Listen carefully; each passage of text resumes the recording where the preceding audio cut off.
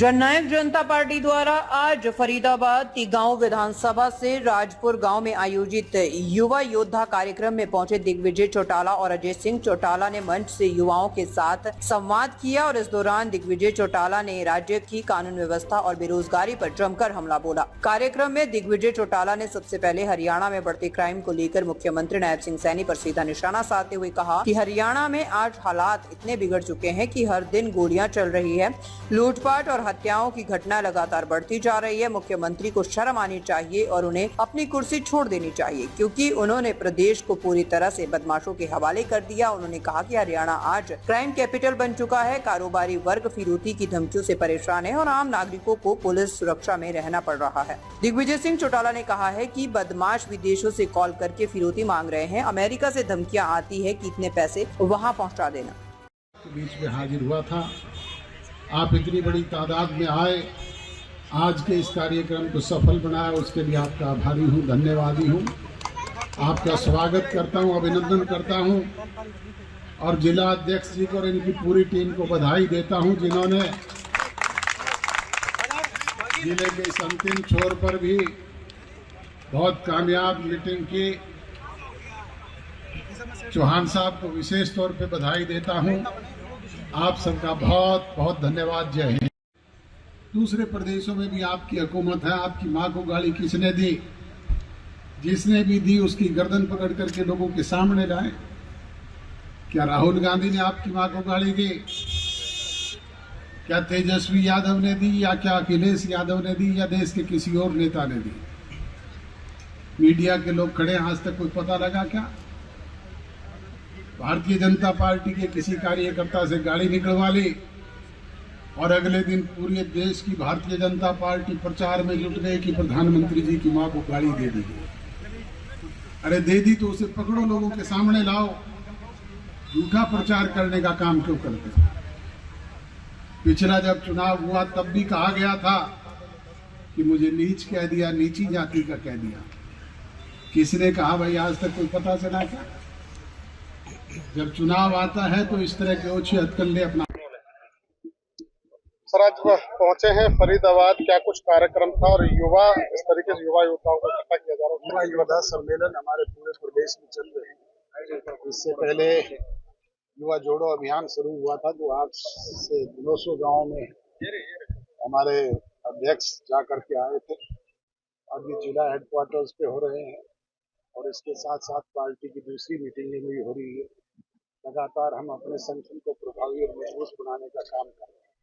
संगठन को मजबूत करने की बात कर रहे हैं, परंतु फरीदाबाद से एक पूर्व प्रत्याशी हैं, उन्होंने अपने साथियों के साथ जजपा से अलविदा कह दिया है। कैसे मजबूत करेंगे?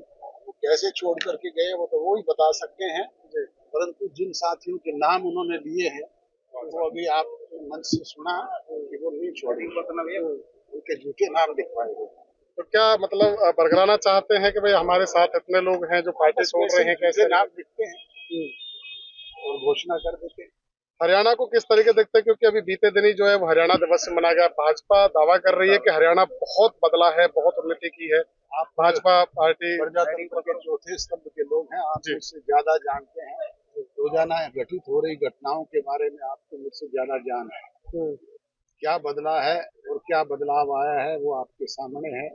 आप मुझसे ज्यादा बढ़िया खुलासा कर सकते हैं। पॉल्यूशन को लेकर भी लगातार दावे किए जा रहे हैं पार्टी की तरफ से और क्राइम को लेकर भी। देश का हाल ये है कि हमारे एनसीआर ही नहीं, सिरसा तक भी ऐसा प्रदूषण है कि लोगों का सांस लेना भी मुश्किल है। अभी दिग्विजय जी ने एक मंच के माध्यम से एक ऑडियो सुनाया जिसमें एक हरियाणा का युवा जो है वो रसिया में फंसा हुआ। क्या कुछ मामला था? रसिया से एक डेड बॉडी आई थी, मदन हेड़ी गांव के एक नौजवान की, और अब आपको सामने वीडियो सुनाया गया है। अनेक ऐसे युवा वहाँ पे फंसे हुए हैं, परंतु सरकार का कोई ध्यान इस तरह नहीं। हरियाणा को क्राइम के माध्यम से कैसे देखते हैं? क्या भैया, क्राइम के बारे में ही मैंने बताया था कि आए दिन अपहरण, लूटपाट, डकैती, बलात्कार जैसी घटना। उनका ये आखिरी इलेक्शन है। 2029 जब आएगा तो कोई 75 का हो जाएगा, कोई 70 से ऊपर का हो जाएगा। यानी ये मान लो कि रिटायरमेंट एज से भी आगे बात चली गई, चाहे मैं हुड्डा साहब की गिनती करूं, चाहे मैं खट्टर साहब की करूं, चाहे मैं किसी और की करूं। मैं ये नहीं कह रहा कि वो कोई नेता खराब है या अच्छा है, मैं ये कह रहा हूं कि अगले 40 साल क्या वो हरियाणा को चला सकते हैं? बताओ, ढीले ढीले मत बोलो। हरियाणा को अगर आज के सिनेरियो में, आज के हालातों में पढ़ा लिखा, सूझबूझ रखने वाला, 36 बिरादरी को एक नजर से देखने वाला अगले 40 साल का कोई नेता है, तो आप अपने दिमाग से, अपने मन से जब सोचोगे तो एक ही नेता का नाम आएगा। क्या आएगा? अरे ढीले ढीले क्यों बोल रहे हो? कौन, किसका नाम आएगा? तो हमने ये मन बनाना है कि हमने अगले 40 साल हरियाणा को किसके हाथ में सुपुर्द करना है। हमारे जो हमारे बड़े, हमारे बुजुर्ग रहे और सबसे बड़ा संघर्ष रहा इसके बीच में चौधरी देवीलाल जी का, जिन्होंने पंजाब से अलग हट करके हरियाणा बनाने का काम किया था कि नहीं किया था? और उन्होंने एक सपना संजोया था कि मैं हरियाणा को इस रूप में देखना चाहता हूं। आज मुझे कहते हुए खुशी है, आप किसी भी लाइन में चले जाओ, जुडिशरी में चले जाओ, अब तो नई नई बात है कि चीफ जस्टिस ऑफ इंडिया भी हरियाणा से बनने जा रहे हैं। ऐसे ही बड़े से बड़े डॉक्टर, बड़े से बड़े इंजीनियर, साइंटिस्ट, और राजनीति में तो भाई हमारा प्रदेश छोटा हो मगर हमारा डंका दिल्ली में बजता है कि नहीं बजता है? और विदेश तक चले जाओ, पहले सुनते थे भाई पंजाब वाले ज्यादा हैं, मगर अब पंजाब वाले पिछड़ करते करते लोगों को सालों इंतजार करना पड़ा। सोचने की बात है कि नहीं है? पेपर हो गए, सब कुछ हो गया, सीईटी का रिजल्ट नहीं आया क्या साथियों?